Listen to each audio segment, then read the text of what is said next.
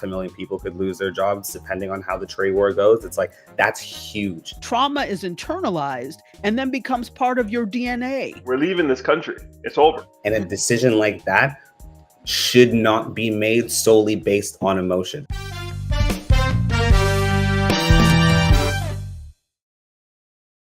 What is up, everybody? It's Dr. Vibe here, host and producer of the award-winning Dr. Vibe Show, the home of Epic Conversations.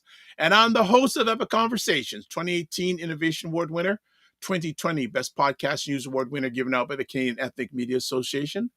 And I co-host and co-produce the only online show in the world for dads, fathers, and male caregivers that is sponsored by Dove Men Plus Care. And being part of that team, we've reached out directly and indirectly to over 400,000 dads, fathers, and male caregivers around the world.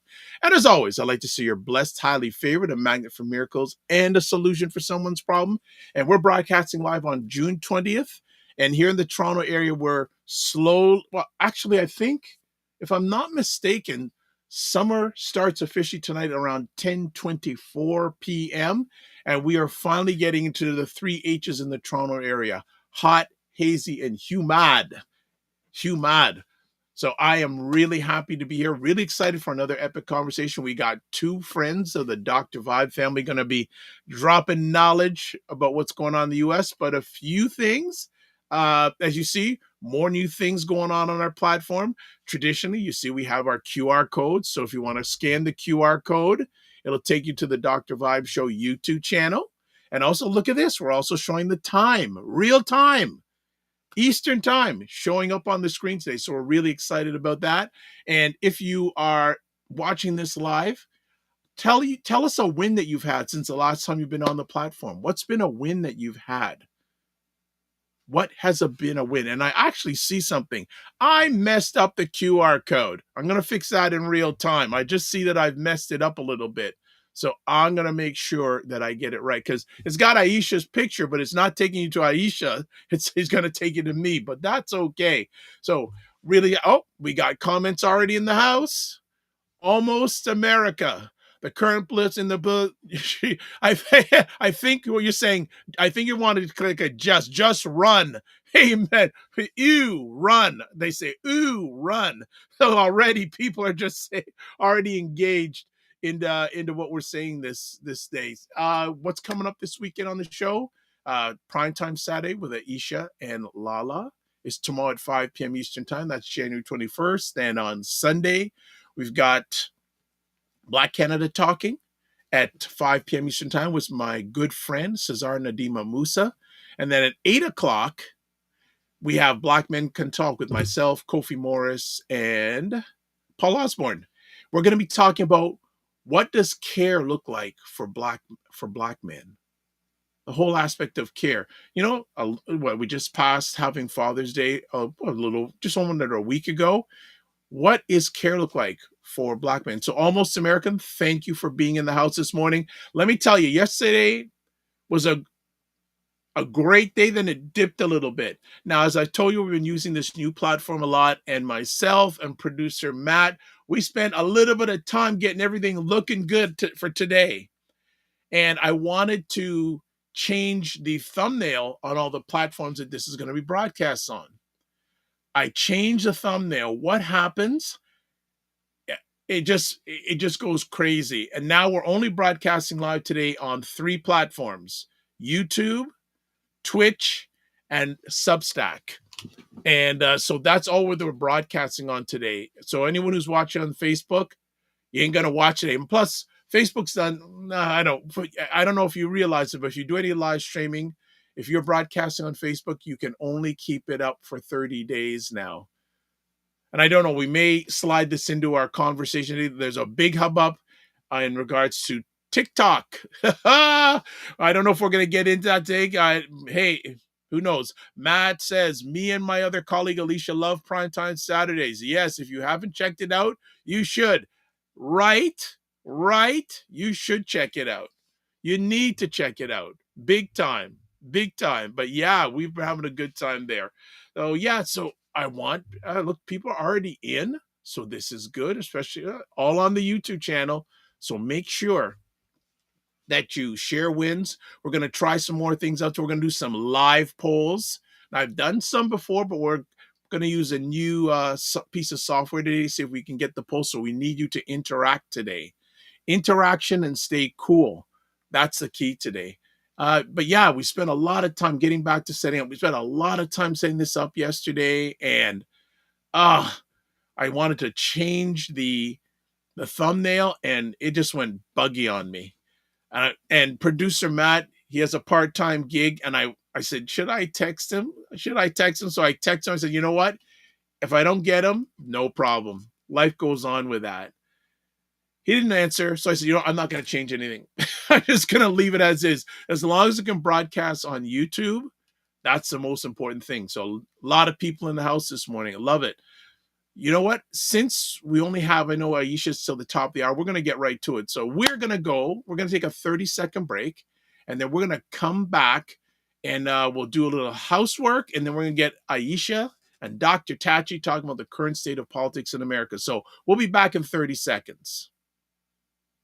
So we have Primetime Saturday with Aisha and Lala. Will some of these places stand up and say, no, you can't come to our country? Because if they set that precedent, you might as well set the world on fire. Right. He literally wrote an executive order defining what womanhood is. This is the times that we live in now, y'all. You can either be mad about it and make yourself sick, or you can decide what you're going to do with your life and make it positive.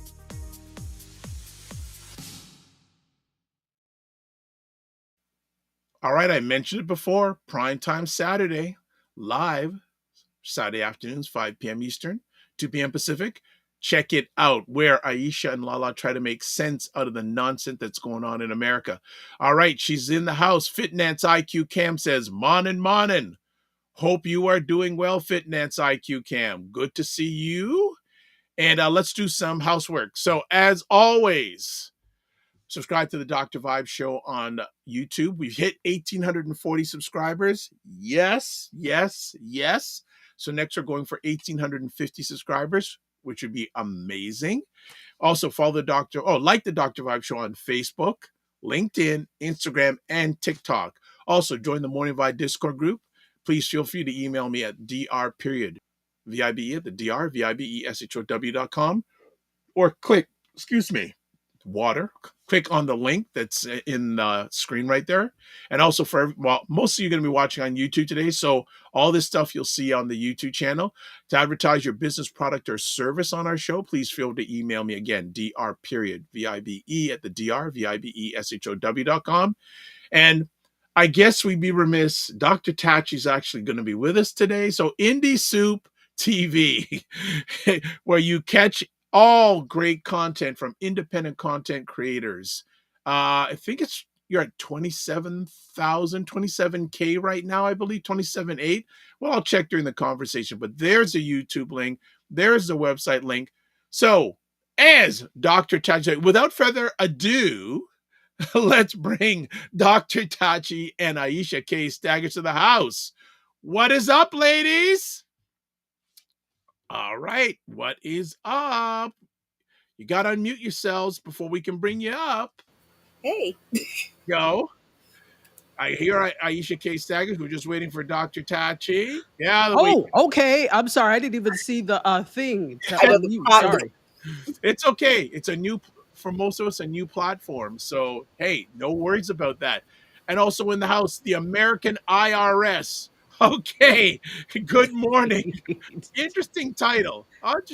So, ladies, good morning. How are we both doing? Good. Woo. Hot. Yeah, it is hot. But you know what? For you all, I know this is like outside of the norm. There you go. But this is normal hot here. So people are like, what's hot? I'm like, is it? Because this is normal hot here. But if I may, yesterday was amazing. Yes, I want to Yes, go ahead. Yes. on IndieSoup Media, we actually were the media sponsor for a program, the National Black Debutante Project. And Dr. Nikita Harris is actually doing scholarship and research, and also just awareness for history of Black debutantes. So yesterday was talking about African American cotillions as a form of resistance. And so we had some of the heads of the oldest cotillion clubs in the country. For example, the Illinois Club, which is in New Orleans, the Idlewild Club in Dallas, Texas. Dr. Harris herself was a debutante presented by the Assemblies in Fort Worth, Texas. And I started off the process of being a debutante, but I didn't finish. But I had been the co-chair of our cotillion for Delta Sigma Theta for 2 years. So it hit home for me as well. And it was an amazing conversation. We had a lot of people that came, 170 people were there. It was absolutely amazing. Nice. What is a cotillion? Can you educate some of I'm us? sorry. No, it's okay. Absolutely. Okay. So a cotillion, you could think about it as parallel to a rites of passage program in Africa. You can think about it like a quinceañera that many Hispanic cultures do. And so it is intended to be either your junior year of high school or your senior year of high school. And this is where you are presented to society. And with African American cotillions, of course, we could not join the Black people in general, not just African Americans, could not join the non-melanated ones. And so what ended up happening, as usual, is we create our own spaces and then we just go off with it, right? So there are so many things. So often it depends. They're often intended to raise funds. Sometimes they're not, but sometimes they're for raising scholarships. The nice thing that has happened lately is the inclusion of some young ladies that traditionally may not have been included because of funding. And so there are now people like the cotillions that I am with. We try to help raise money so that lots of girls can participate. And it's really a way that fosters self-esteem, lets you know that you matter as a young black woman in the world, and that there is space for you. So that's what a cotillion is. And usually the presentation is like a ball. So they usually have a long white dress. Sometimes they're wearing gloves. There is dancing. There's a program. So that's what it is. And how long has this tradition been going on for? Oh goodness, for forever. When Okay. you look at some of the older clubs, we're talking about early 1900s. In some cases, just not too long after the end of enslavement, right? And so this was also a way to say the enslavement was not who we are. This is also who we are. It's a huge form of resistance to tell people, no, this is who we are. And guess what? We're wearing the dresses better than you, you know? So, but if you look at New Orleans, the Illinois Club in New Orleans, it was something that was parallel with Mardi Gras. Yesterday, the person from the Illinois Club was telling Mr. Thibodeau was telling the story about how, Mardi Gras was really just a sloppy drunk thing before, or an excuse to become inebriated. But what happened is they started elevating it with things like debutante balls, with things like where you see the parades and you have the queen of this and whatever. So debutante balls were also part and parcel of that in New Orleans. And then you see that throughout the country. It's not just the South. Detroit, very big in the debutante spaces. There was a woman from that was representing the Swans Club in San Bernardino, California. So it's really interesting. Yeah. That's They have them here too. There's like in the Fairfield County area of Connecticut, I know that there is they have a big Black cotillion club there that they do across that general county. wow. It's Okay. So Aisha, what can you give us a win? My win was. A win you've had since we last saw I know, you. I'm trying to think. You know what? My win this week was not being so hard on myself. If I didn't finish anything, I'm like, there's tomorrow. Oh, okay. It's like I don't have to That do everything. part. I don't have to I do like everything that. today. I like that. I like And I got myself a manicure and a pedicure okay. because and I had to convince myself to not feel bad about it because when you take care of other people and other things, pampering feels like in overindulgence. And I was like, no, when was the last time I did this for myself? Nice. So that was my win. All right. And we got some comments here. The American IRS says the trip is looking straight fire, Dr. Tachi. Dare I say, absolutely tax free. I love that. I Thank love you. it. It was not tax free, but thank you. And then Frequency Event Promotions. What is up? Good day, everyone, and all. Good to see you here. All right. Uh, you were talking about resistance, Dr. Tachi. So, Yeah. what's going on in the current political landscape of y'all country? Because I'm north of the 49, you're south of the 49. Who wants to stop? Who wants to start? I'll go. It's Let's chaos let as usual. It's chaos as usual. I mean, here's the thing: is that this has become the course of the day. Trump again lost some more things in court this week, but the media has not done a good job at painting those things as wins for people who are resisting. And I really think that those things should be leading the pack. We're in a situation right now that we're on the brink of war. We're on the brink of economic collapse. We're on the brink of having our democratic led cities and towns invaded by our own military. And when I say they talk about the Latino population invading the country, no, the invasion is coming from our own government. Like when you federalize the National Guard and you send them into a city, especially a city where right now there's no violence going on. The mayor lifted the curfew, and just yesterday he adds an additional 2,000 National Guard to a city that doesn't need it and threatens to do this to other cities, particularly sanctuary cities. I live in a sanctuary city. It's a 15 square mile city. Okay, we don't need the National Guard here, and we have Ecuadorian consulate. We don't need any of that here, and so the chaos is what is defining our country in this moment. And if you don't pull yourself away from it, you can resist, you can protest through all that, but you also have to, if you're going to live in this country and keep your wits about yourself and keep yourself sane, you have to also pull back from the chaos and realize that the chaos of the country can't be the chaos in your life. Dr. Tachi? Bars, Aisha. Bars. The chaos in the country cannot be the chaos in your life because then you become chaotic. I can't agree with that more. First of all, when we look at the fact that this is throwing weight around, Mm. literally and figuratively, this is just him throwing his weight around. I'm sorry.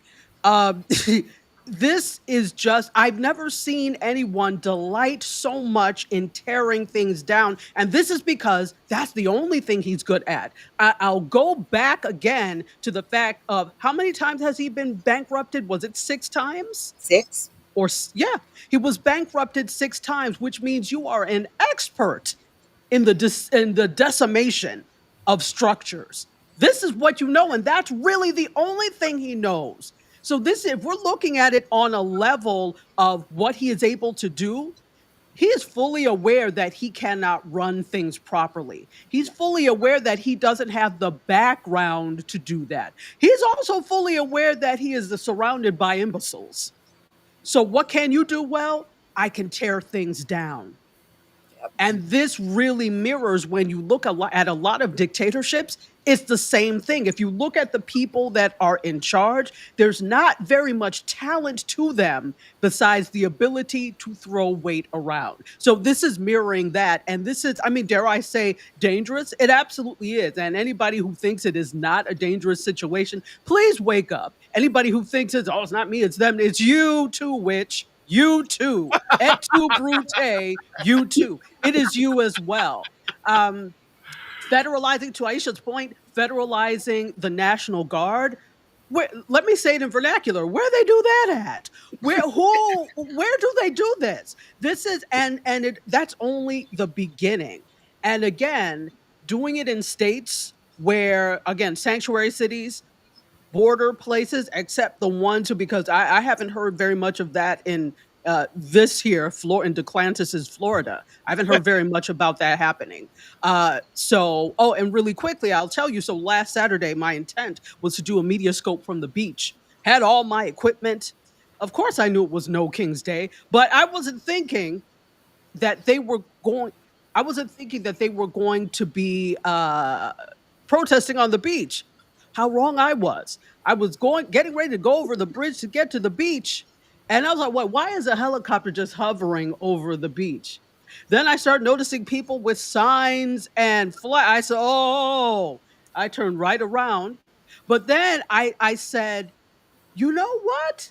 Maybe I could cover it." And then the part of me, my friend said, the part of me that got the PhDs kicked in and said, "No, turn around." Because I was going to, maybe talk to some people on the way there. Because to your point again, Aisha, the media, the mainstream media, is not doing a very good job of assuring people of the wins that are actually happening on the behalf of the people. And so we cannot rely on mainstream media anymore because they're too beholden to the powers. Mhm. So that's what I have to say to that. Okay, so just to start, so we're going to go right in and we're going to start our first poll for today. So we're going to go, and producer Matt, let's go to it. So our first poll for today is, what are your thoughts about the current state of American politics? And what I'm going to do is I'm going to put a link up on the screen. So if producer Matt, if you can go to that lower third, and it will tell people the link that they need to go to. There's a poll. What are your thoughts about, you know what? I forgot to put the link in. So bear with me, producer Matt. I forgot to put in the link. But let me just go right here to it right now and make an adjustment in real time. Edit.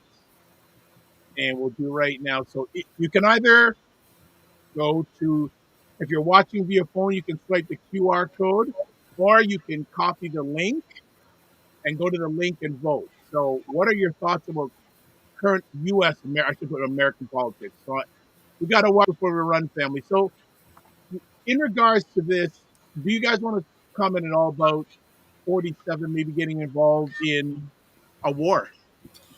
Well, here's the thing about that. It is again part of the chaos. It's also part of the distraction because you think this immigration thing. You know why this is a distraction? The immigration thing. Fox did a poll. Fox News did a poll. His own people. He's underwater with his own people. So what does he do? He does what he always does to distract from that. To distract these policies aren't this.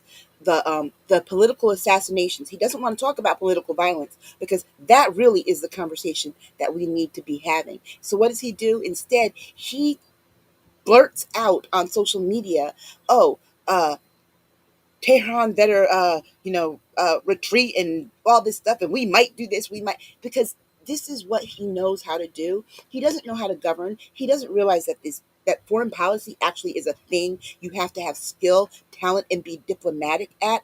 You can't just tweet it out and think that people are going to do what you say. That to me is the epitome of a weak man pretending to be a strong man. And so what he's doing with this whole thing with the war, are we going to go into it? To be perfectly honest, I don't think he will.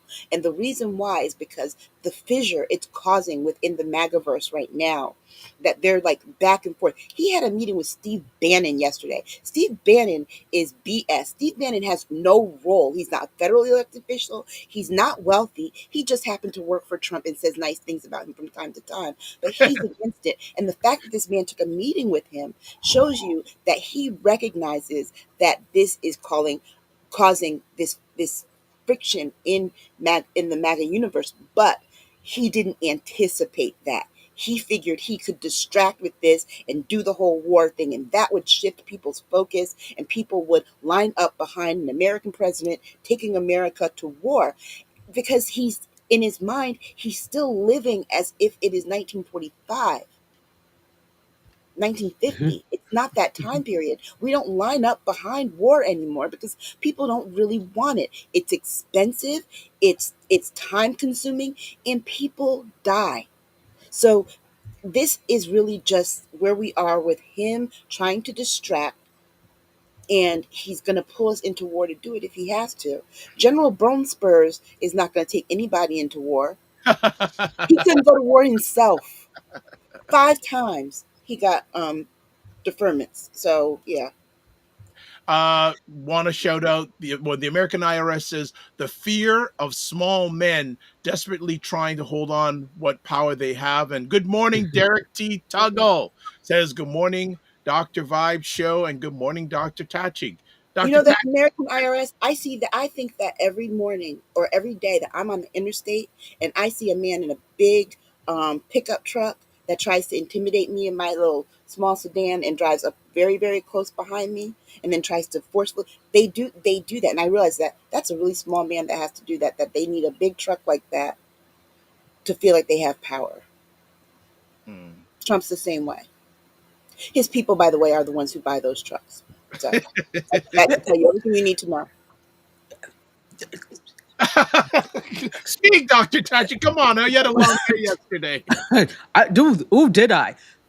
But you're absolutely right. When you see things like that, like, and it's funny, whenever I see a pickup truck, and this is not always the case, but this is what appearances do. Whenever I see a pickup truck, I'm like, pickup trucks remind me of racism. That's not always the case, but when I say, I'm like, this person is and they've done it to themselves. They've done it to themselves. A hyper masculine, racist vehicle. If a With vehicle can be flag racist on the back of the pickup truck. If you live in the South, exactly. It's very common. Exactly. Which then also, it's a whole other thing, because it then also leads into the types of things that people do, because the type of work that they do, it just adds to all of this. Hence the dichotomy between, quote unquote, what was white collar and what was blue collar, and why certain people. So it's not an accident if you see somebody driving a pickup truck, they happen to fly a flag, they happen to work in this industry, and they happen to be magnates. Okay, it is not a coincidence. It follows a whole trajectory. But on to the to this war. How I just, can anybody explain to me how this is our business? Any of this? Okay. Please, I just need an explanation. Go ahead. That part. Okay, so I get not wanting nuclear weapons in the hands of dangerous administrations. I get that. But if I recall correctly, how this all started was Trump was actually going to pull out again on yet another deal with Iraq. So Iraq does not, Iran. So they don't show up to their, because they have been complying with letting the people come in and investigate and inspect. Yes. They did not allow for that the last time. And that was the thing. And I think this is why this is our business, because I think behind the scenes those talks started to break down with this administration. And so there was that part. But then you have, if Trump says that him and Netanyahu have been in this conversation, so clearly the talks were breaking down behind the scenes. He's having these conversations with Netanyahu. Netanyahu's like, oh, well, war is not enough for what we're doing right now. We have to, and putting it under the guise of protecting themselves, for me, I think is, okay, we're doing a preemptive strike. Here's the part I don't understand. And I think for Israel should learn this lesson from America. You can't fight 2 wars simultaneously and be a victor in either one. We know that from after 9/11, because there was no reason for us to go into Iraq and Kuwait when we're trying to fight if we're trying to, quote unquote, protect ourselves from this terrorist threat that came from Saudi Arabia. See, and then we're going into and then we went into Afghanistan. And how did all this end? it's a mess. And so I don't know why he thinks that. I don't know why Israel thinks that they can do the two things at once. And then the United States should not. They're fighting a war that they need a particular type of bomb that only we produce, and only we have the aircraft capability to help them get into this mountain where they're keeping the thing. Hello, you should have asked first. And the thing is that if he did ask, it tells you Trump was like, yeah, go ahead. Yeah. Because he doesn't know. He's dumb. Because he's dumb. And so to all of it, to this point, why would you trust the U.S. over? Why? We have proven over and over that we are untrustworthy. This has been, I'm not just talking about now. The US is not trustworthy. They have been untrustworthy.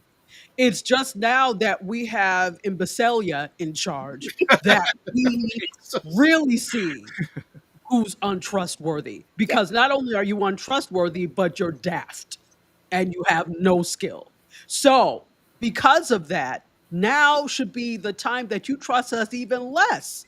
So, if you were given the go ahead, because here's the thing, without the military might of the US, this is talking about Israel, they would be in trouble because Iran would decimate them. Yeah. They would be in serious trouble.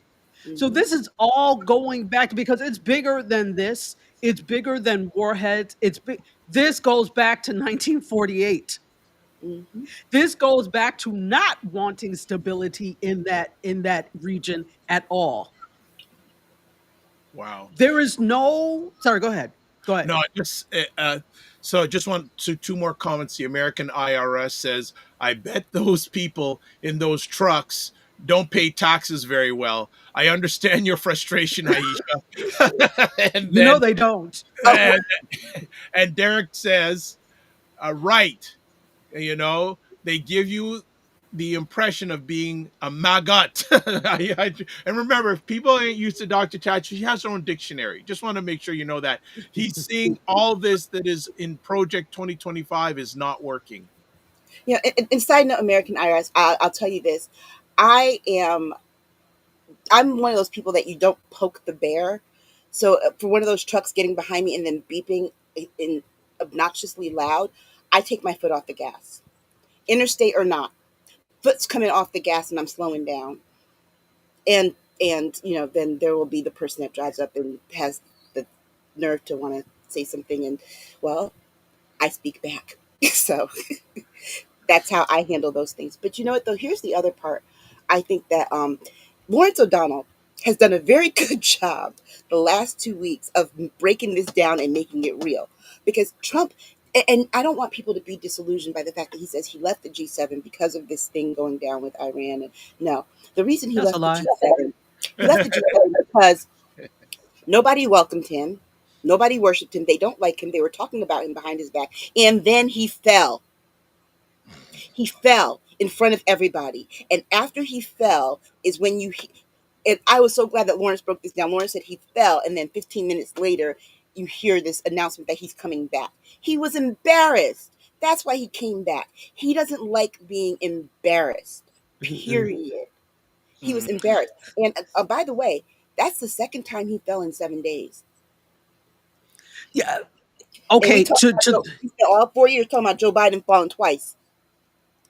We have to look at things in totality, and health is part of this. Why do you think it's required to give a report about health? Now, the only thing is that, in this case, they've been extremely untruthful. He has some other wackadoo cockamamie doctor on payroll that will say any number of things and convince you that he is Usain Bolt. At So 185 pounds, my ass. Oh, excuse me, Dr. Five. Okay. now you know good and damn well. Okay, come the hell on. So I know and thick this black, I know thick black chicks. I know what 185 pounds looks like, and that does not. exactly. It is not you, sir. It is not you, sir. So health is very intricately tied to the ability to govern. So again, if we're looking at this in a from a theorist standpoint, for the people who really want to be empowered, this is just fine. They're just biding their time. Yeah, keep falling. Well, keep falling. They're just biding their time. He's a puppet. And I think, people said, oh, he this and he, I'm like, it's not him, my dear. He's barely making, and he's flying by the seat of his pants. He's using eeny, meeny, miny, mo. He throws darts at a board and like, yes, tell them yes. Okay. So he really doesn't have any clue. There is a bigger, dare I say, more sinister force underneath this, which is why it's so important that this gets under control. Mhm. Okay. Yeah. All right. I think the person that we need to be more afraid of isn't Donald Trump. It is Stephen Miller, because the plans that are Yeah. being executed right now are being pushed by Stephen Miller. This immigration thing, talking about, they're trying to immigrate 1 million people by December. And the only way that they found they can do that is if they do 3,000 people a day. Here's my thing. For all these quote unquote, Matt, this is how Matt stupid MAGA is, right? All these quote unquote freeloading migrants that they're talking about, how come they're always showing up at their workplace to arrest them if they're freeloading? If they're They're freeloaders, always right? at their workplace, right? And if they're not doing the right things and they're hiding out and they're criminal and all this, then why are you showing up to the immigration check-in places where they're going to actually follow the law? Or, and I think this is the most deceitful thing, I don't think that they should be able to send notices to people and say, hey, we changed the date of your check-in to this date just so they can arrest them. That sounds like entrapment. Any American citizen would call it entrapment. It's entrapment and fraud. Yes, yes, yes. And the sad part is that it's fraud, and the agency that would hold them accountable for fraud is not doing it. But here's what I need people to know. I watched over, like you said you were doing the No King's Day thing, Dr. Bot. I didn't do anything. I didn't do the No King's Day thing. We did a show that day. But the one thing that I did notice is that people have been saying, why aren't Democrats doing anything? Why aren't Democrats doing anything? Why aren't Democrats doing anything? And then it really occurred to me, and I had to say this to someone. Which Democrats? Are you talking about the elected officials, or do you want the DNC, the DCCC, the DSCC, the DLC? Because here's the thing. There's the Democratic Party, but then there are all those factions that are fundraising arms. People expect them to do the advocacy work, but what they don't realize is they are fundraising arms. You want to know why you get a buttload of emails, political emails? You'll be like, there's 8 in a row from, they're not coming from the same place. Act Blue might be collecting it, but you're getting a fundraiser from the DLC, one from the DNC, one from the DCCC, from Young Democrats, one from the SCC. You're getting one from the larger Democratic Party. You're getting one from the Senate. So realize all this is the fundraising arm of it. You want them to do something. What you need to tell them, you want to protest, you want to do this, you want to get Democrats to really do something, tell them we're not giving any money until we see some action, because that will stop them from feeling like, oh, well, we need money to do this. You don't need money. You don't need money to walk out of a hearing. You don't need money to hold side hearings and get TV cameras there. They just don't need, they don't need No. that from us. What you want our support, you want our votes, you're going to have to do more. But I have a feeling the way that this war thing is happening, Dr. Biden, Dr. Tachi, I think by December, you're going to see a really big shift in terms of, you think the chaos is really bad now? Remember how chaotic MAGA was a year and a half ago when they were getting rid of Kevin McCarthy? You're not going to recognize even that level of chaos, because by the end of the year, we're going to be either in war or trying to decide that while they're still trying to work out this budget deal, and House Republicans know that they're vulnerable. The stuff's really going to hit the fan by March. Okay. We're talking about the current state of American politics with Aisha K. Staggers and Dr. Tachi. Just want to say to put it up on the screen, if you want to get a hold of Aisha, there's Instagram, Medium, Blue Sky, Substack. I forgot friend of mine, but there wasn't enough space. I didn't want to create two Friendo top. Media, yeah, but you can find that on Blue Sky too, because they post my work there. So. And then Dr. Tachi, because of the hiccup we had earlier this morning, the best place to get a hold of her is on Instagram at dr_Tachi. All right. Let me ask ladies, what in your conversations with people who look like us, what are they saying about what's going on with American politics? You know, here's the thing. I am very purposeful about who and with and where I spend my time these days, because here's the thing. And I had to tell Ron, from Touch Base Daily, we converse on a regular basis. At least once a week we're on the phone. And I said, I've had to pull back. Yeah, and usually I try not to be entrenched because I know how I can be. I've had to pull back on watching certain things because I said, Ron, the other day I had a dream that ICE was roaming the neighborhood. That's when I know that I was, oh, hell no. This is when I know I need to pull back on some things. So I'm very purposeful in where I spend my time. And I think it's not putting your head in the sand. It's being aware. My thing is knowing just enough for when I need to run.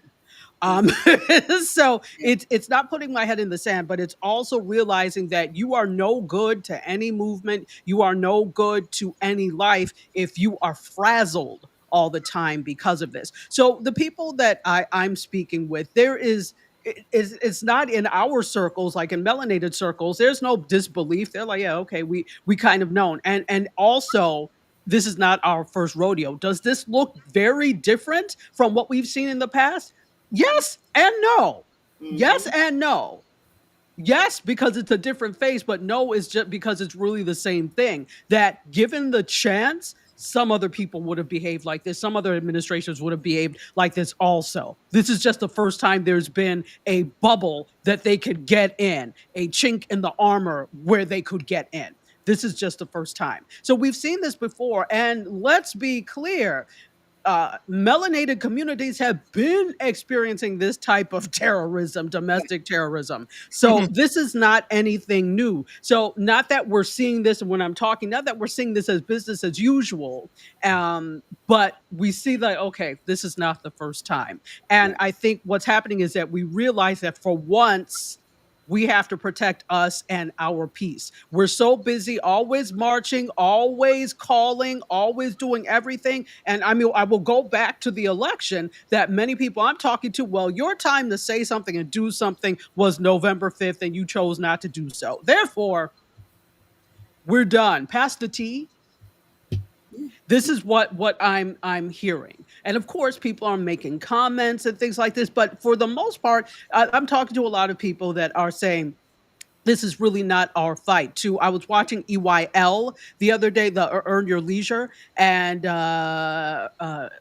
was it Hassan? I can't remember his name. Was it Bilal? I don't remember. But was saying that, when people are saying, well, this is not our fight, that doesn't make any sense. Well, I'm like, how, sir, does that not make any sense when we've been fighting and clearly it's not effective because everybody is not invested in the fight? So it's your turn. Sit down. I'm not doing the dishes tonight. They'll just have to sit because eventually you'll get tired enough and do them. That's what I'm hearing. And Dr. Tachi, I think you're so right, because I think even beyond just, it's not so much that we're not doing things. We're not doing the things that they want us to do or they expect us to do. The way that we're showing up is different.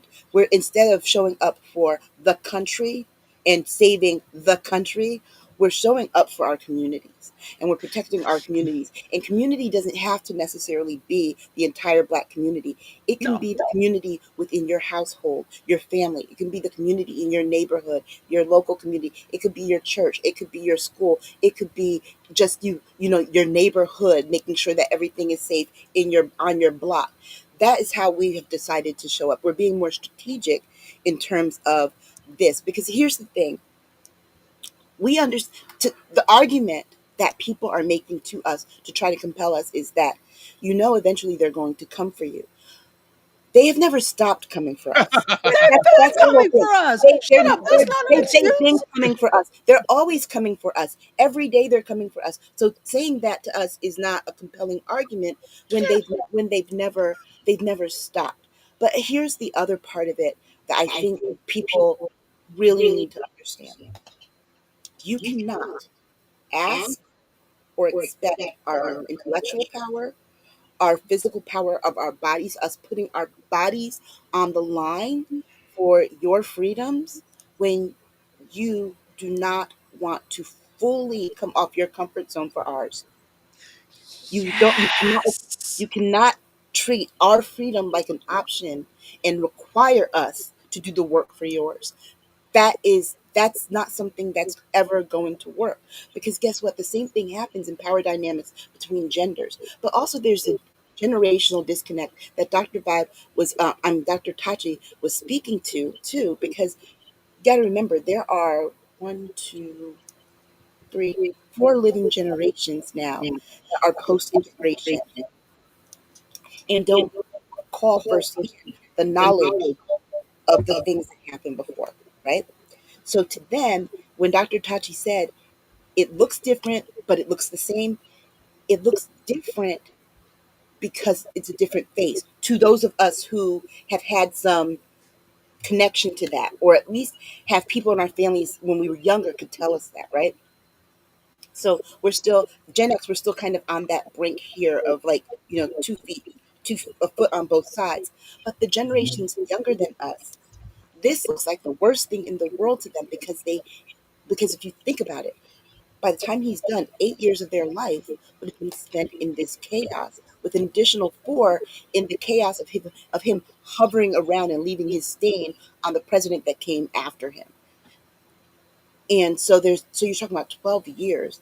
That's like with us as Gen Xers, the majority of our lifetimes, presidents were either a Clinton or a Bush, right? Mm. Either a Clinton was running for president or was president, or it was a Bush.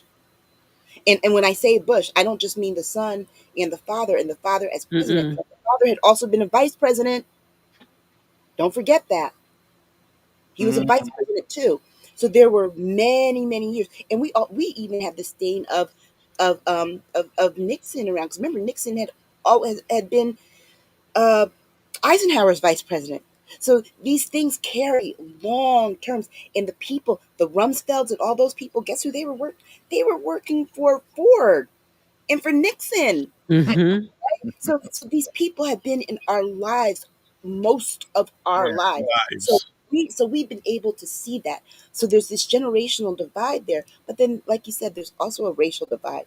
I'm amazed at how many Gen Xers, white Gen Xers, I hear saying, "Oh, we didn't have these issues when we were growing up."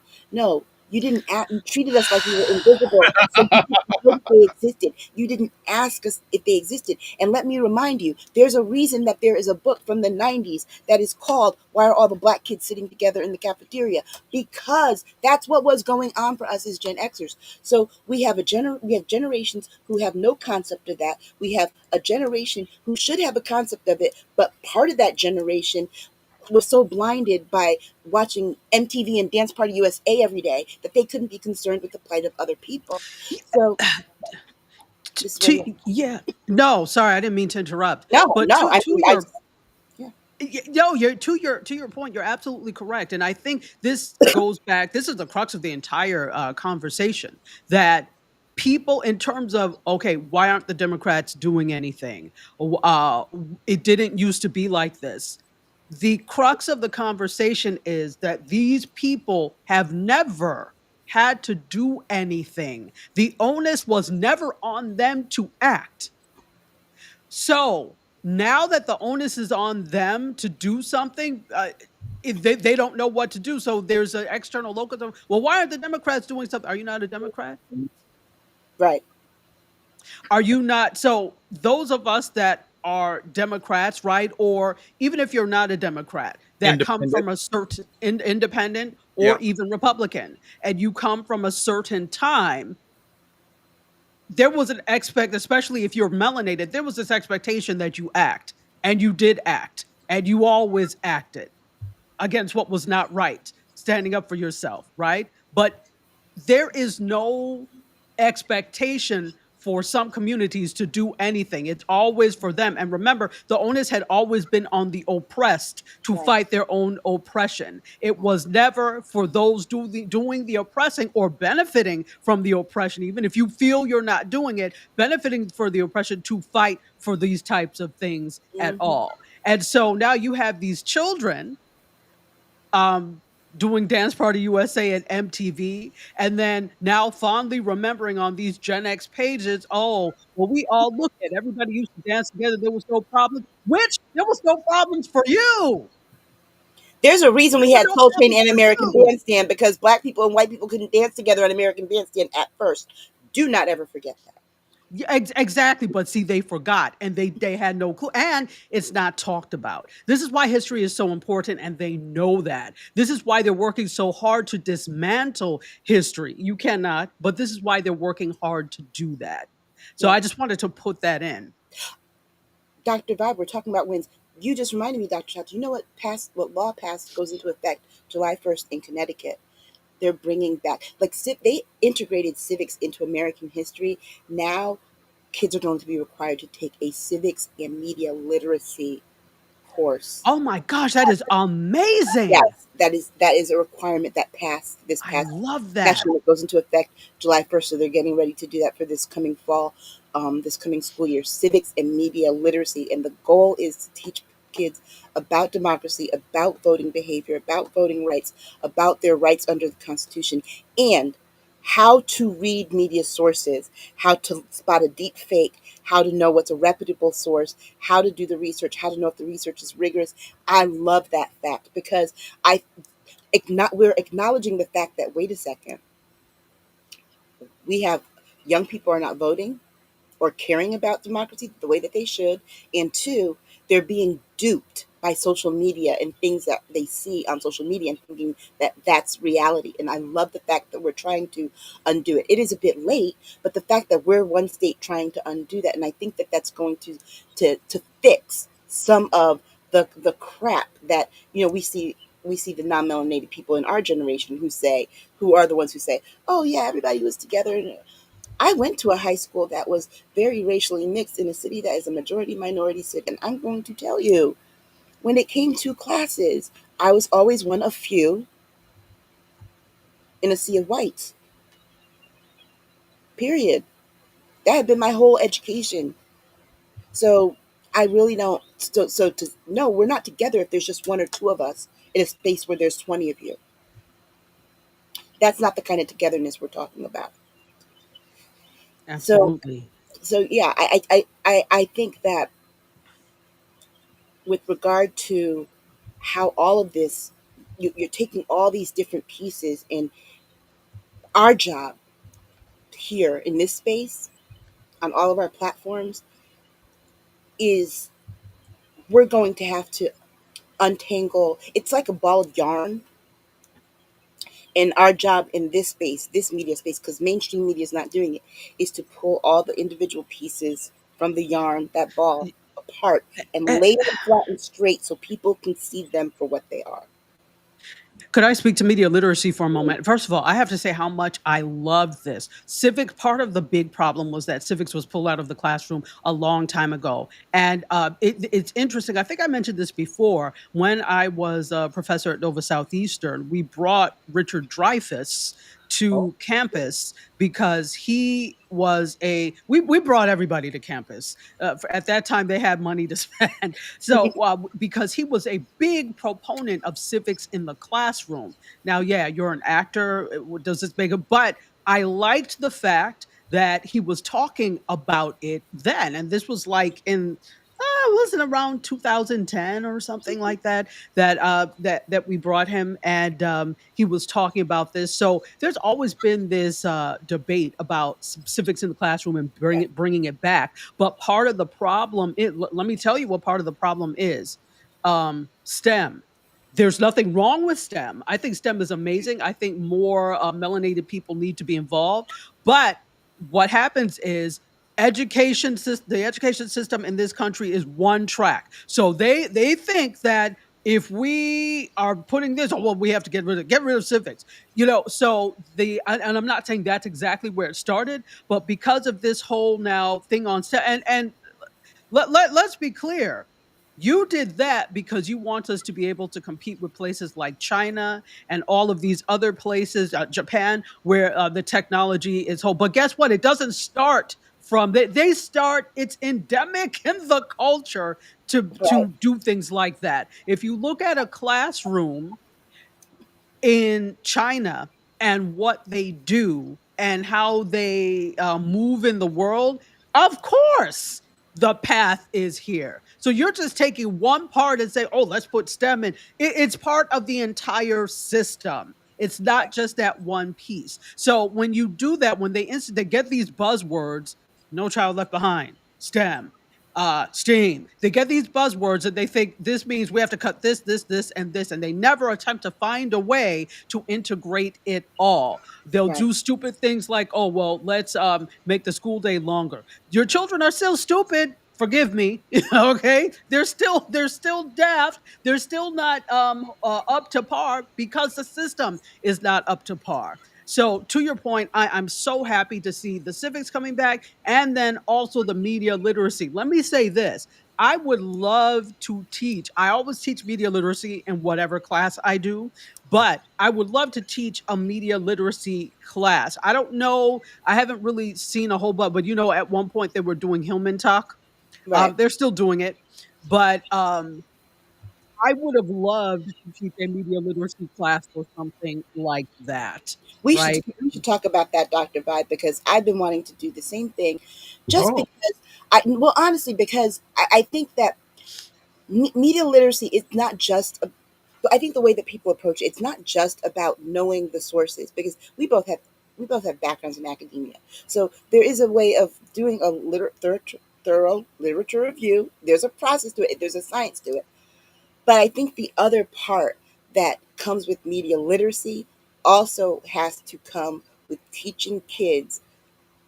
We're talking about 2 and 3 generations now, how to put this thing away and go into stacks, sit with paper books, sit with their thoughts. Because honestly, there are learning techniques that we learned back in the 90s and things like that that are very different than what these kids learn now. But I remember being taught that if you handwrite something down, you're more likely to remember it. There's a mind brain connection that happens when you're doing that you don't get with the typing part of it, right? So Absolutely.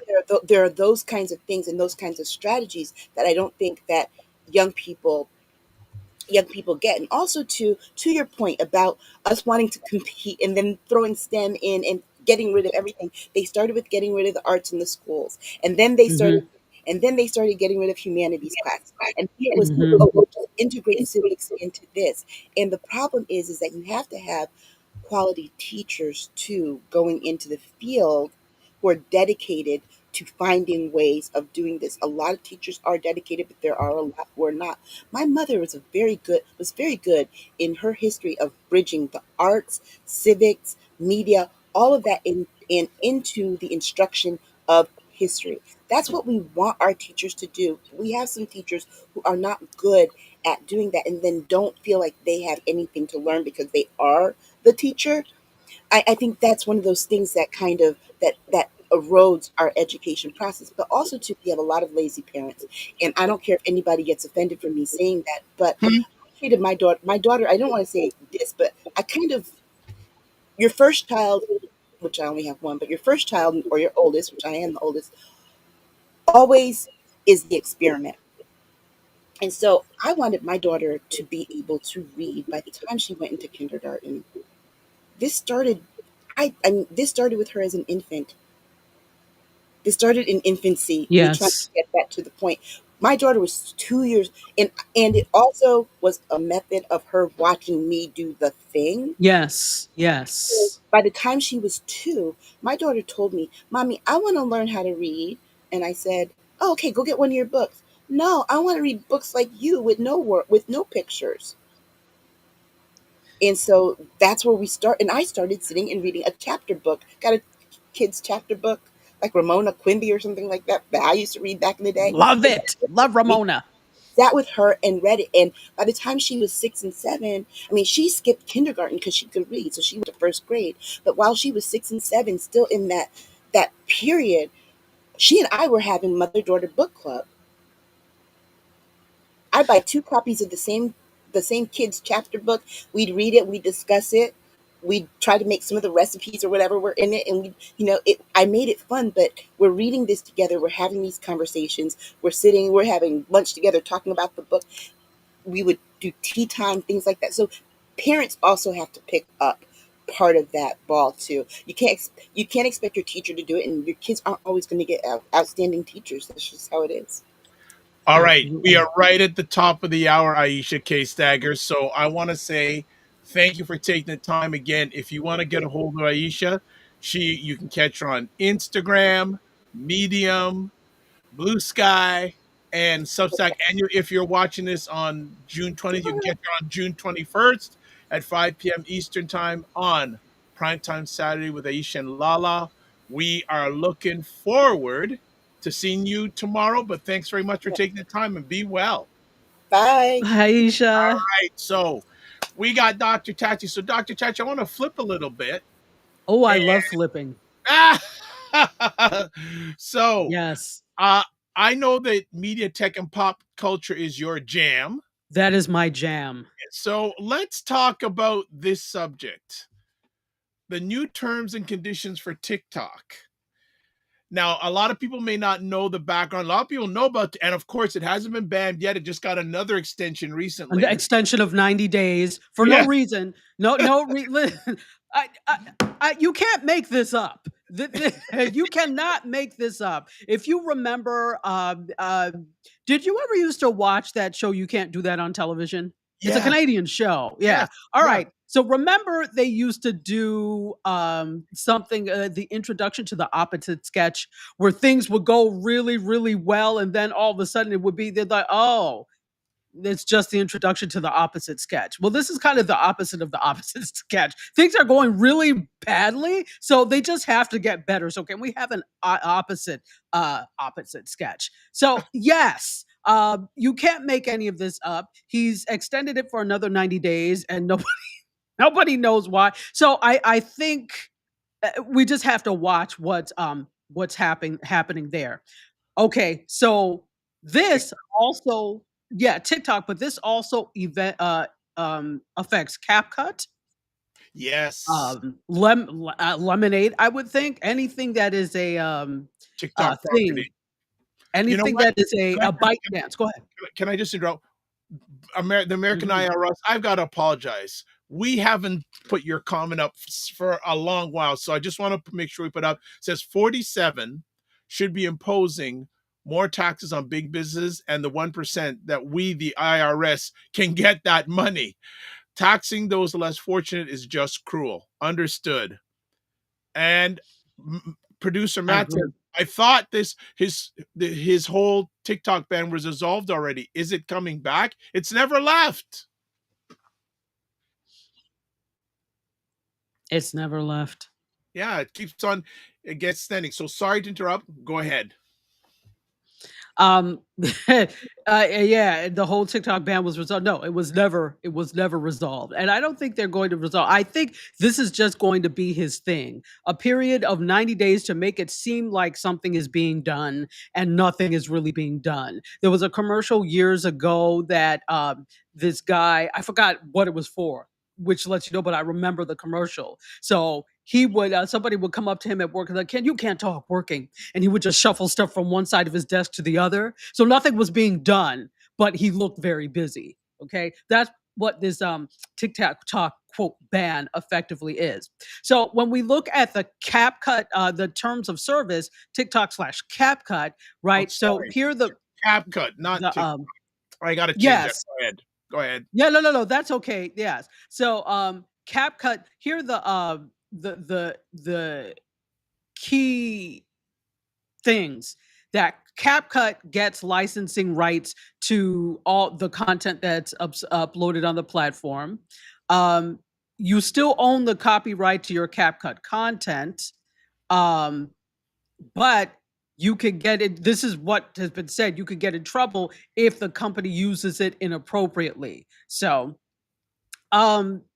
it's very legalese, and I was looking at a Mashable article about this, but Mashable was saying that some of these terms may be overblown. So let me just give you a little bit about this. So from the latest CapCut terms of service, and they updated this on June 12th, except as expressly provided otherwise in these terms, you or the owner of your user content still own the copyright and any other intellectual property rights in user content submitted to us.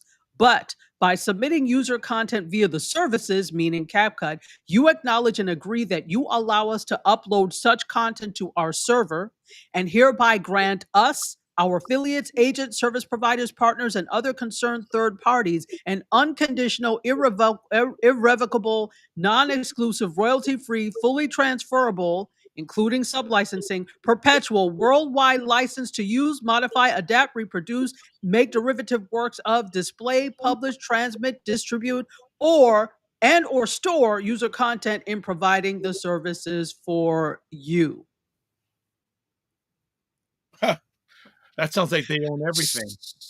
Well, so you still own it, but what you're doing is licensing it to them and giving them the right to do X, Y, Z, including the right to make money off of X, Y, Z. So you have to be very covered. This is why I never use CapCut. Yeah. I use an editor that I pay for because I know, first of all, that's what I do. That's part of my job. But second of all, I know that for the most part, it's not going to end up somewhere. Something that I've shot is not going to end up somewhere because this is a editor that I pay for, right? That's on my machine. Yeah. So you have to be very careful when it comes to those types of things. So that's where people are kind of up in arms with the terms of service. So Derek says CapCut. It should be CapCut, not CapGut, but some people feel it's a punch in the gut. CapCut have changed their terms where to keep your data and use it. I deleted the app. Interesting enough that we need to read the terms and conditions of all these things. And funny enough, we never do. That's right. Right.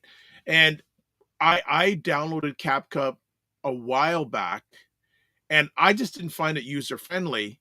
And then the stuff, again, over time, the stuff that they were offering for free were now being flipped to paid.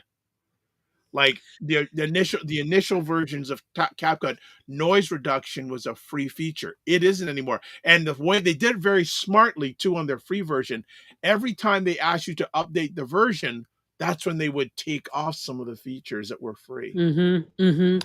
They start basically free and then they become freemium, right? Where you've got some features, but the premium ones you have to pay for. And I'm not going to fault them for that. It's a business. They're not there to be your friends. And I will say this, that if you are doing things like creating content, creating videos, and editing, and you're doing this as part of what you do, just like you invest in anything else, you ought to invest in that. Now, I'm not saying, listen, I'm the queen of finding things that are free. I have a bunch of apps that I'm just using the free part for, and it works for me. But when it comes to something like editing, I wasn't going to leave it to chance to something like that. And plus, I had been trained in the ecosystem of Final Cut and Adobe Premiere. So that's where, I lie. So again, for me, who's been editing for a while, lots of editors are basically that same thing. CapCut was basically, I don't like to read directions. So I looked at it and figured out, okay, this is basically the same thing. But again, I have editors that I already use, that I understand the ecosystem for. I wasn't going to switch over to CapCut or use that. And the thing is, it was just too easy. You come up with an editor. Well, the same way Instagram came up with, what is the editor they have now? I don't even know, but I'm never going to use it probably. But I know what you're talking about. Yeah. So the new editor that they came up with, it's that same thing. They're trying to be TikTokish and include you in that ecosystem. Essentially, they don't want you to leave their ecosystem or leave the app. You could do everything there. It's seamless. And the reason people like CapCut, particularly content creators, is because it was seamless. If you are already creating content for TikTok, guess what? You could just really seamlessly import this there and make some finer edits and cuts. There's all sorts of features that you could use to kind of up the level of it. Great. And so that's how they get people. But you always have to be weary when something is free. Why Mm. is it free? What are they taking from you? Because they're not doing it to be your friends. So there's something they're getting from you that they value. Well, And that's you what know, it is. well, you and I go back. Look at the days how we met on the platform Blab. It was free, and look what eventually happened. Exactly. Exactly. Eventually. Dr. Vibe, are you frozen or is it me? I think I'm still good. I think it's Okay. you. I'm Okay, good. maybe it's I'm me. good. I'm good. Okay. Uh, Okay, I'll go ahead. yeah. So, what have you been hearing from your content creator community about this whole CapCut terms and conditions issue? Honestly, You've been I too busy. haven't really yeah, I've been too busy, but I haven't really heard much in terms of that. I probably need to check in. There are a few people I know that use CapCut. I need to check in with them and see. But again, the people that got drawn to CapCut were people that were not necessarily professional editors, right? Right. People that they're looking for something that's user friendly, something that is quick, which CapCut is, something that is seamless because it does work with TikTok if you're creating that. So, it drew those people in. Some of the people, quite a few of the people I work with, they're already kind of doing stuff professionally, so they're not using CapCut. It was always something good to know, but yeah. So, but I don't know. There are lots of people that use CapCut, but in my area and industry, not a lot. Wow. What we're already halfway through this year. What things have you observed or said about the whole media industry, CapCut industry? Well, not CapCut, but just the whole media content creation. Yeah. What are you feeling right now? Okay, you know what I'm going to say. Yep. Times person of the year, if this could be a person of the year, AI, right? I That's not the truth, but I made it. I made it up. But uh this is really where the industry is going. And of course, we've had the conversations with Hollywood. They just got the video gamers, the people that do voiceover, etc., in video games. They just came to an agreement with the union in terms of voice in the video games. Because remember, this for all intents and purposes, AI does voices. It's not only video, AI does voices as well. And probably better than it does video, right? And so there's been this concern for a long time in not just Hollywood, but anybody who is part of SAG-AFTRA, which is the actors, etc., and people affiliated, but it's also voice actors, right? And so they just came to the agreement. The video gaming community just came to, not the gaming, but the people that work in video game voiceovers just came to that agreement in terms of use of AI, etc. So this is what I'm seeing in the industry: a heavier use of AI. There just came out. Help me, the the AI that came out now. Why am I not thinking of it? That now it can replicate sounds and voices. I just used it the other day. The only thing I've heard Um, about Mid-Journey or VO. no, No. VO. Is it? Yeah. Yeah. And actually, you can use it with Canva's actually in core. So the VO, I think, was it introduced by Google? Is it Google or Gemini VO or some of this? And now I saw. Yes. Google Live. Now it is in Canva. I just Yeah. used it the other day. Yes. So here's the thing. I did the thing we did yesterday. I ran the show.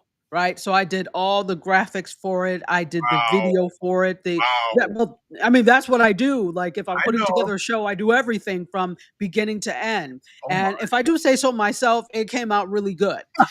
So I did the intro video, and now what I'm doing with intro videos, of course, I'm using images. Of course, I'm trying to get original video. Sometimes I use stock video, but I'm looking more and more like, how can I use AI to create some of these things? So, of course, we had a lot of cotillion type stuff, but what I didn't want to do in the intro is repeat some of the things that we may have been using later on in the program.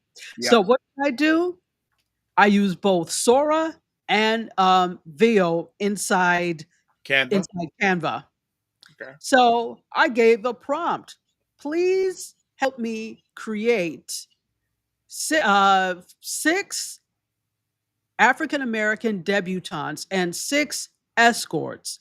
I said what they should be wearing. I said, when I tell you, I was like, baby, I was able to use that video. I created, and Veil, you can create 8-second clips, and it's just Yes. 5 for Sora. Yes. So I would, between the two of them, and you have a limit with Veil of 5 videos per month. So Yeah. Unless you yeah, pay. but unless you pay, right. So you have the limitation within Canva, you have that limitation. But maybe they will up it soon as things get better, they'll up it. So I was able to create 4 clips of debutantes and their escorts. Right. And because I had I had an overlay over them, so it's kind of shielded, you were not able to tell the difference at all. Wow. So I incorporated that in with some of the actual footage I had and some images, and it was seamless. So again, it follows you have to be a good prompt engineer. I'm not the best. Key. That's the key. Right. So I'm not the best, but I'm getting better. So that's what I'm seeing. Back to your original question, AI is an integral part of everything. It is part and parcel, and I don't think it's a bad thing. I think it's great. You just have to use it. I would say don't use it forever. Use it sparingly so Yeah. that you don't lose your chops for that creation, and use it to enhance rather than to be the entire project. Love that. Love that. Love that. That's fantastic. We're going to probably finish the next 10 or 15 minutes. So I'm going to ask. Yeah, I'm good. Yeah. I'm just going to say we're going to put up another poll. And what we're going to ask everybody is, what do you think about today's conversation? And if you click on, so what you need to do is go. I think the QR code is working. If it's, I don't know if it's up. No, it isn't. Just the link is there. So go to that link and vote on what you thought about today's poll, and we'll be able to see the results in real time, which is beautiful. Dr. Tachi, what's been going on with Yes. IndieSoup Media? Oh, wow. So IndieSoup, again, last night was a big night for IndieSoup. It was well attended and it was phenomenal. We have a lot coming down the pike as well. We have some new creators that will be coming on. This is actually, so today is the last day of the encore season. For those of you who don't know, we do a season of new programming, which will be spring, summer, fall, autumn, and winter.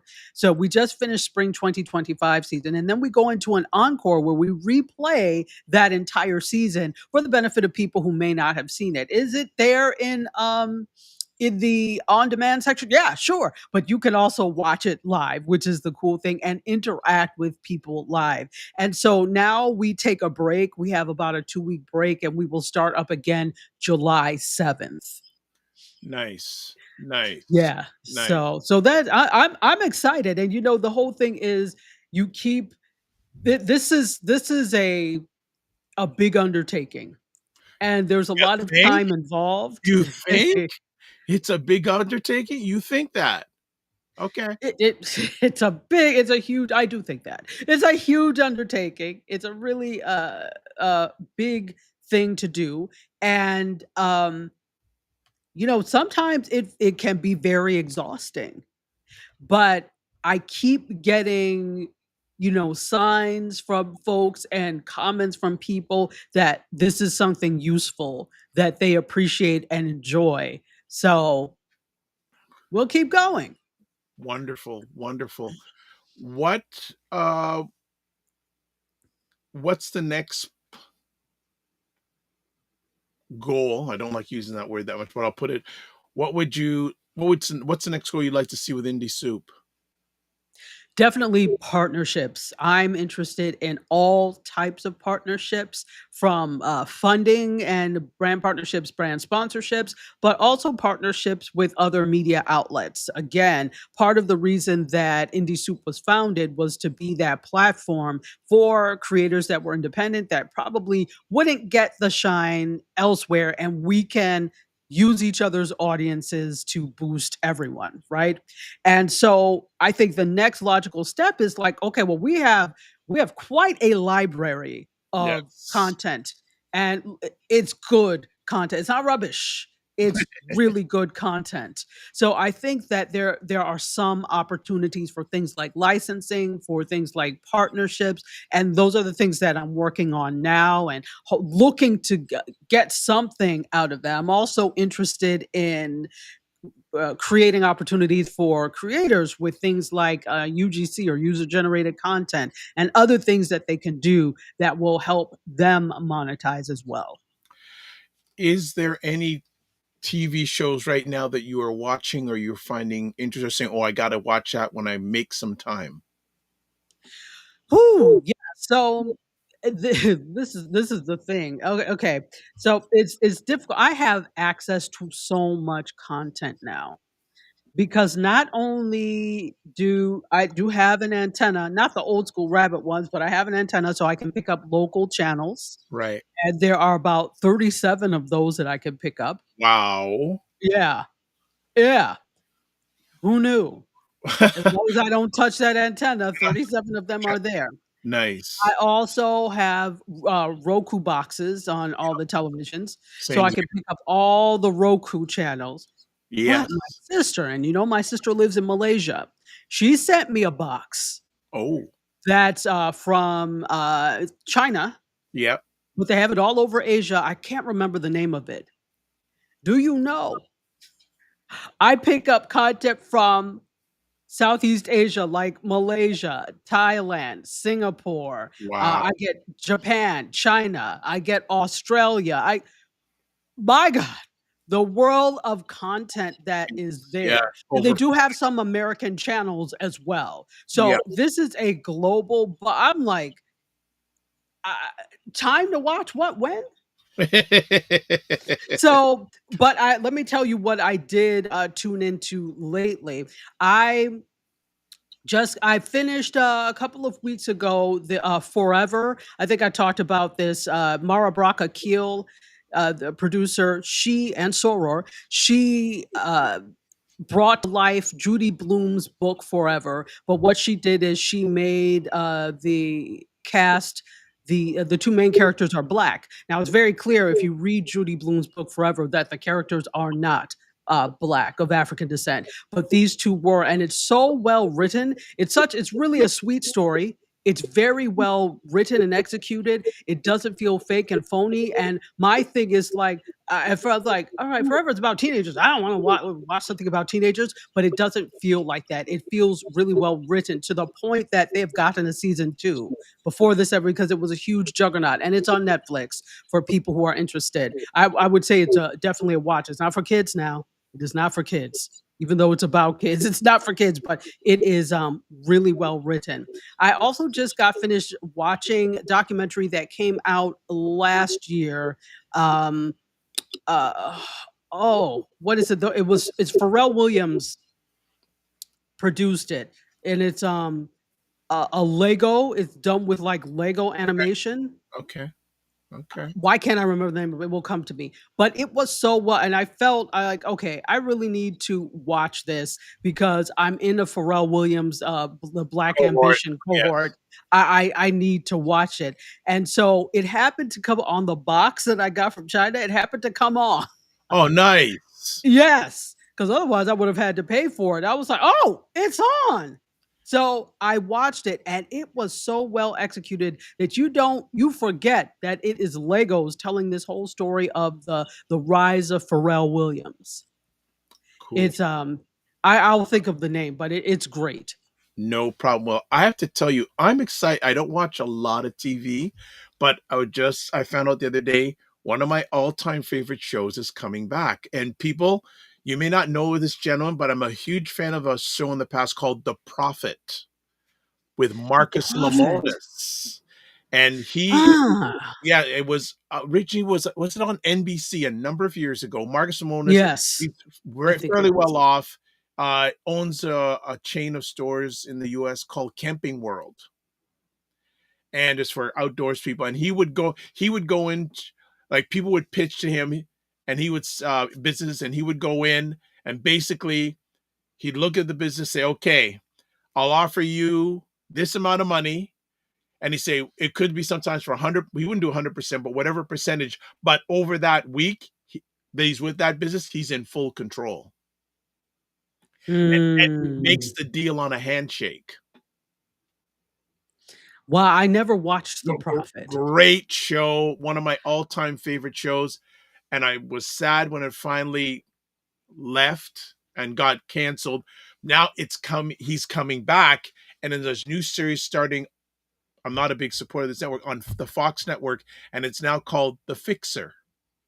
So again, he's going to be Okay. going into businesses, seeing what he feels. He offers them a certain amount of money for a certain percent, and then during that week, he's 100% in control.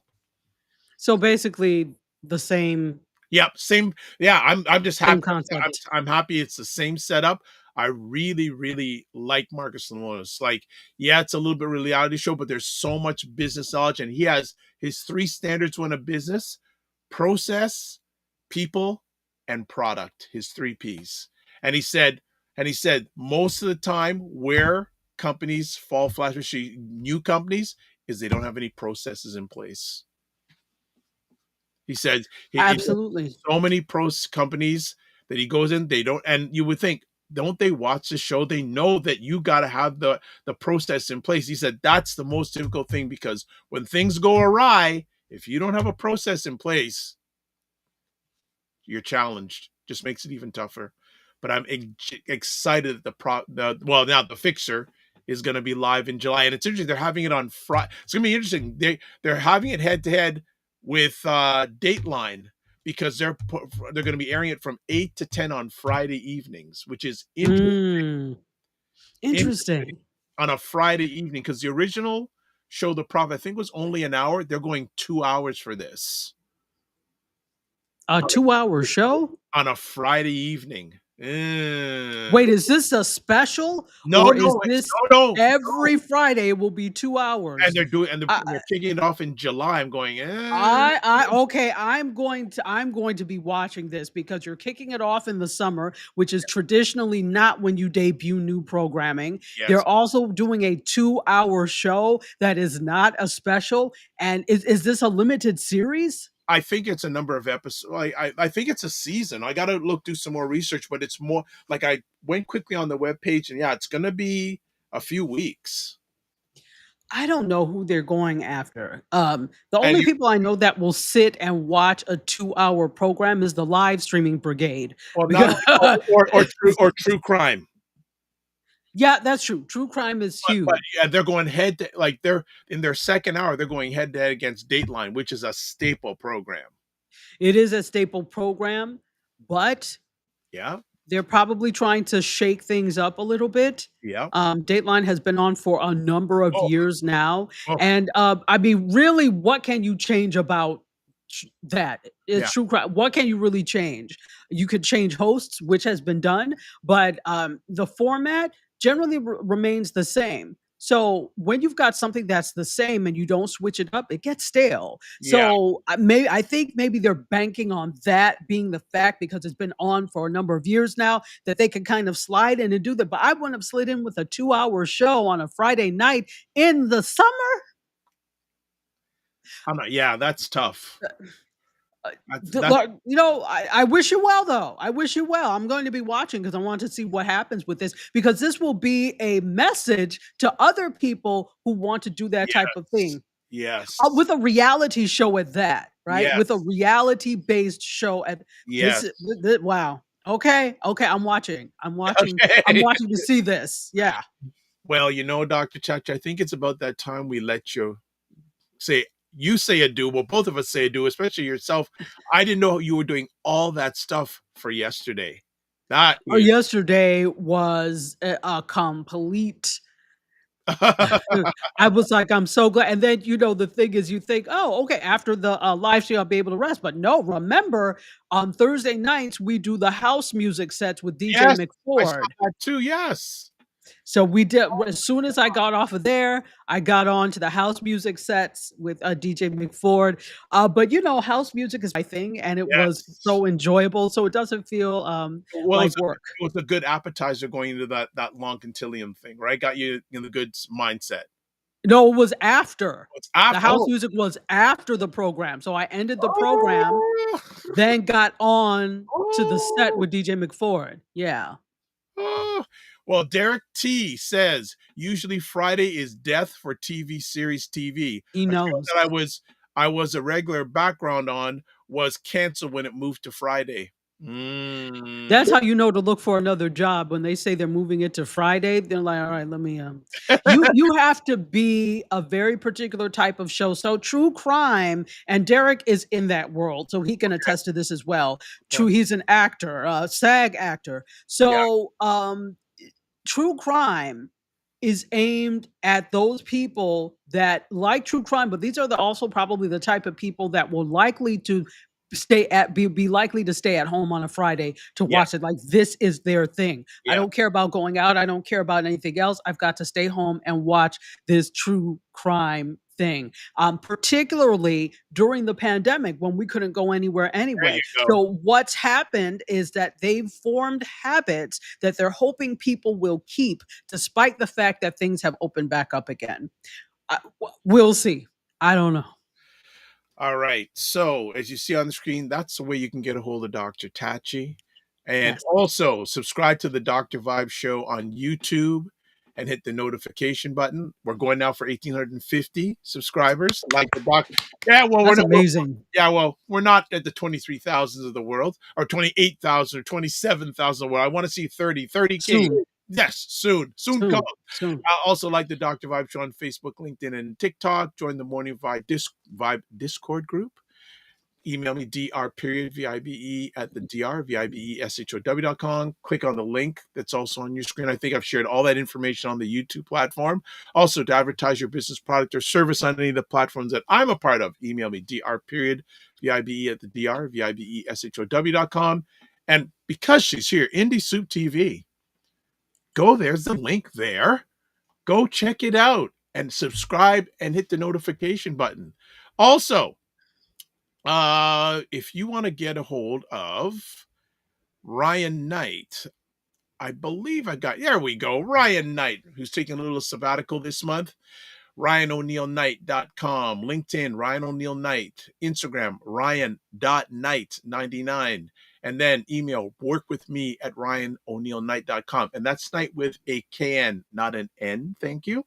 If you want to catch me, website, the drvibeshow.com, YouTube, Facebook, and LinkedIn, The Dr. Vibe Show, Instagram, the drvibeshow, X at drvibeshow, and email address I've said many times before. Also, you can catch me on the Substack at drvibe.substack.com/subscribe, and on Blue Sky at drvibe.bsky.social. As always, you can catch replays of this epic conversation on YouTube, Facebook, and LinkedIn, The Dr. Vibe Show, Afro Caribbean Business Network on Facebook, and Ryan Oneil Knight YouTube. This is how we close it off. Live your life as a dream. If you can dream it, you can make it. Sometimes you have to get strong to get stronger. Block assumptions. Aim bigger, aim better, aim higher, aim wider. Love, faith, and respect. Don't just manage your time, manage your energy. Remember to give yourself grace. And if you're not making money, make history. Try to do both and make it better. We'll see you, family. Thanks. And also thanks for taking part in the polls today. Be well and keep the faith. Goodbye.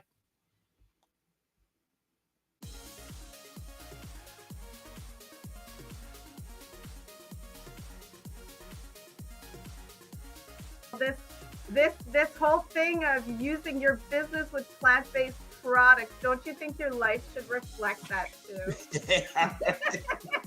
Juke him, Carolyn. Juke him. The family loves us here because they're saying Fitness IQ Can says put a wig on to get in. Oh God. Oh my God. Like the ideas are just coming fast and furious here this morning. What? Okay, look at this. Global Women Ambassador. Good morning. Look forward.